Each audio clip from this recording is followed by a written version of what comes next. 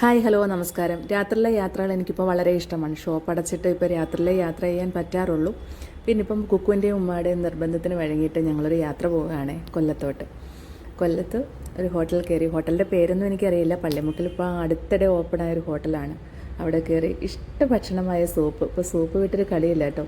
Sweet corn soup എന്ന് വെച്ചാൽ ഇപ്പോൾ ഹോട്ടലിൽ കയറിയ അതൊരു മസ്റ്റ് ട്രൈ ആയിട്ട് മാറിയേക്കാണ്. അതൊക്കെ കുടിച്ച് പിന്നെ നൂൽപ്പറോട്ടയോ ബീഫിൻ്റെ എന്തോ ഒരു സാധനം, എനിക്കറിയില്ല എൻ്റെ പേര്. പിന്നെ എപ്പോഴും ഫേവറേറ്റ് ആയിട്ടുള്ള ചില്ലി ചിക്കൻ. ഉമ്മയുടെ ചിലവായതുകൊണ്ട് പിന്നെ ഞങ്ങളൊന്നും നോക്കാൻ നിന്നില്ല, പോരട്ടെ എന്ന് വിചാരിച്ചു. അതെല്ലാം വയറ് നിറച്ച് കഴിച്ചു. ലാസ്റ്റ് ഒരു പൈനാപ്പിൾ ജ്യൂസൊക്കെ കഴിച്ചതായി കൊക്കോ ആസ്വദിച്ചിരുന്ന് കഴിക്കുകയാണ് കേട്ടോ. ഉമ്മായിക്ക് ഇതിനോടൊന്നും വലിയ താല്പര്യമില്ല, എങ്കിലും ഉമ്മായി ഇതിനകത്തൊക്കെ ജോയിൻ ചെയ്ത് ഞങ്ങൾ അവിടെ നിന്ന് ഭക്ഷണമൊക്കെ കഴിച്ച് ഹോട്ടലിൽ നിന്ന് ഇറങ്ങി ഒരു സെൽഫിയൊക്കെ എടുത്തിട്ട് ഞങ്ങൾ ബീച്ച് കാണാനായിട്ട് പോവുക.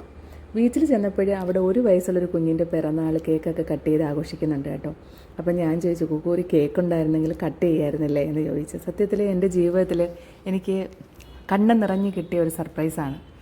എൻ്റെ മകന് അപ്പോൾ കാറിൻ്റെ ഡിക്കിയിൽ ഒളിപ്പിച്ച് വെച്ചിരുന്ന കേക്കായിട്ട് വന്നു. സത്യം പറഞ്ഞാൽ സർപ്രൈസ് എന്ന് വെച്ചാൽ എനിക്ക് അവന് തരാൻ പറ്റുന്ന ഏറ്റവും വലിയ സർപ്രൈസായിരുന്നു. ഈ പ്രായത്തിൽ അവനതെനിക്ക് തന്നു, കേക്കൊക്കെ കട്ട് ചെയ്ത്.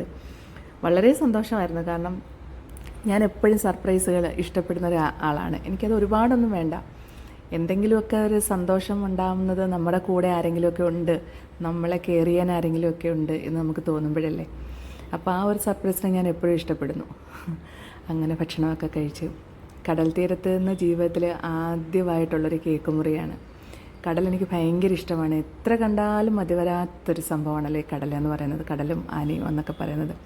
ഡോറയിൽ പഠിക്കുന്ന സമയത്ത് രാത്രി 10 മണി 11 മണിയൊക്കെ ഇവിടെ വന്നിരിക്കുമായിരുന്നു. ഇവിടെ വന്നിരിക്കുമ്പോൾ എന്താ മനസ്സിന് നല്ലൊരു സമാധാനവും ഒരു ശാന്തതയാണ്. കുറേ കാര്യങ്ങൾ ഓർക്കാം, കുറേ കാര്യങ്ങൾ മറക്കാം, അങ്ങനെയൊക്കെ. പിന്നെ അവിടെ ചെന്നപ്പോൾ മിസ് ചെയ്തത് വാപ്പായാണ് കേട്ടോ. വാപ്പ അവിടെ വരുമ്പോൾ എപ്പോഴും ഒരു സൈഡിൽ പോയങ്ങിരിക്കാറുണ്ട്. വാപ്പ അങ്ങനെ തിരയിലോട്ടൊന്നും ഇറങ്ങാറില്ല, വെള്ളത്തിൽ കാലം നനയ്ക്കുക അങ്ങനെയൊന്നുമില്ല. പക്ഷെ അവിടെ പോയി എപ്പോഴും ഇങ്ങനെ ഇരിക്കാറുണ്ട്. ഇതാണ്ട് ഇതെന്ന് വെച്ചാൽ നമ്മൾ കൊല്ലം ബീച്ചിൻ്റെ പാലം കയറി ഇറങ്ങുന്ന ആ ബീച്ച് പാലത്തിൻ്റെ താഴെയാണ് കേട്ടോ. അങ്ങനെ നൈറ്റ് ഒന്നും നമുക്കൊന്ന് എൻജോയ് ചെയ്യാൻ വേണ്ടിയിട്ട് ഒരു കൊച്ചിലെ പോലെ ഒരു നൈറ്റ് ലൈഫ് ഒന്നും എൻജോയ് ചെയ്യാൻ നമുക്കൊരു സ്ഥലമില്ലായിരുന്നു. അപ്പോഴാണ് ഇങ്ങനെ കൊല്ലത്തൊരു സ്ഥലം ഉണ്ടെന്ന് ചെയ്യുന്നത്. മാക്സിമം എൻജോയ് ചെയ്യാൻ അടിച്ചു പൊളിച്ചു. പിറ്റേന്ന് രാവിലെ ഷോപ്പിൽ വന്നപ്പോഴാണ് ഇതെൻ്റെ ഹസ്ബൻഡ് കൊടുത്തു വിട്ടേക്കുന്നൊരു സർപ്രൈസാണ് കേട്ടോ.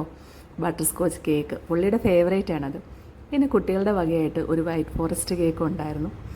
2 പേരും. ഇത് ബി ചേച്ചി കൂടപ്പുറപ്പാണോ ചേട്ടത്തിയാണോ എന്നൊന്നും ചോദിച്ചാൽ എനിക്കറിയില്ല. അത്രത്തോളം ജീവിതത്തിൽ ചേർന്ന് നിൽക്കുന്ന ആളാണ്. ബി ചേച്ചിയുടെ കൂടെ നിന്ന് കേക്കൊക്കെ മുറിച്ച് എൻ്റെ കുട്ടികൾ ഞങ്ങൾ സന്തോഷമായിട്ട് കേക്ക് കട്ടിങ്ങൊക്കെ കഴിഞ്ഞു.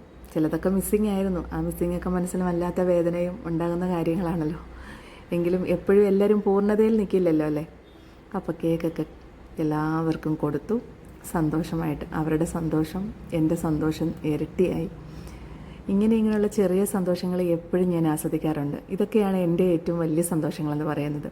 ഈ പറയുന്ന കണക്ക് കുറച്ച് മുല്ലപ്പൂവും 1 കോട്ടൺ സാരിയും 2 ദോശയും അത് മതി എന്നെ സന്തോഷിപ്പിക്കാൻ.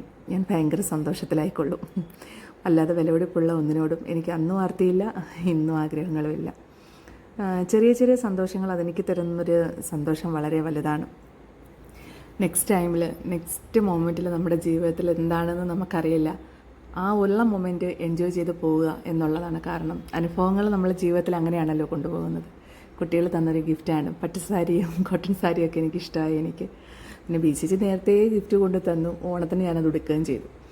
അങ്ങനെ എല്ലാവരോടെയും നിന്ന് ഒരു ഫോട്ടോയൊക്കെ എടുത്ത് മാക്സിമം സന്തോഷിക്കാൻ പറ്റുന്ന നിമിഷങ്ങൾ നമ്മൾ സന്തോഷിച്ച് പോകാൻ നോക്കുക.